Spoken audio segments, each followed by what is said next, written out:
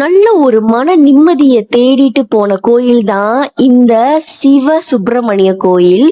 கம்பங்கப்பாயாங்கள அமைஞ்சிருக்குது மலை அடிவாரத்துல. எக்ஸாக்ட்லி எப்படிதான் இருக்கும் அந்த ஈப்போ கல்லுமலை மாதிரி. பட் இது இன்னும் சுஜுவும் இருந்துச்சு. ஏன்னா மலை கிட்ட இருந்தனால நீங்க பாருங்களேன் அதோட என்வாயர்மெண்ட் இவ்வளவு நல்லா இருக்கு.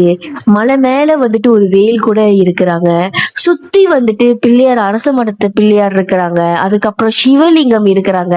அப்புறம் சிவலிங்கத்தை சுத்தி நிறைய அந்த சிவலிங்கங்கள் இல்ல ஒரு ஒரு அவதாரங்கள் எல்லாமே இருக்கிறாங்க. அது மட்டும் இல்லாம நான் வாசப்படியில பாக்குறப்ப 2 தெய்வத்து நடுவுல உள்ள சன்னதியில பாத்தீங்கன்னா முருகர் இருப்பாரு. இங்கட முருகரை காணோம்னு பார்த்து படி போனுச்சு.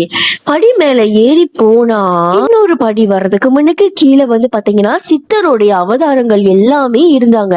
ஓகே, இங்க பாத்தீங்கன்னா அகத்தியர்ல இருந்து எல்லாம் சித்தர் வழிபாடு அவ்வளவு அழகா இருக்கு. அதோட சிலைகள் எல்லாமே இன்னொன்னு சுஜுவா இருக்கு அந்த இடமே. அது மட்டும் இல்லாம சரஸ்வதி தேவி, பிரம்மா இந்த மாதிரி சிலைகள் எல்லாமே இருந்தாங்க. அப்புறம் ஒரு மூலையில பாத்தீங்கன்னா தமிழ் கடவுள் அப்படின்ற அந்த முருகர் காட்சி இருந்தாங்க. ஆனா தியானம் பண்ண போனீங்கன்னா இந்த மாதிரி பிளேஸ்ல உண்மையிலேயே ரொம்ப நல்லா இருக்கும். இப்ப பாருங்க படிக்கு மேல பார்த்தாக்க இன்னும் முருகர் தன்னுடைய வள்ளி தேவையான கூட இருக்கிற ஒரு சிலை இருக்கும்.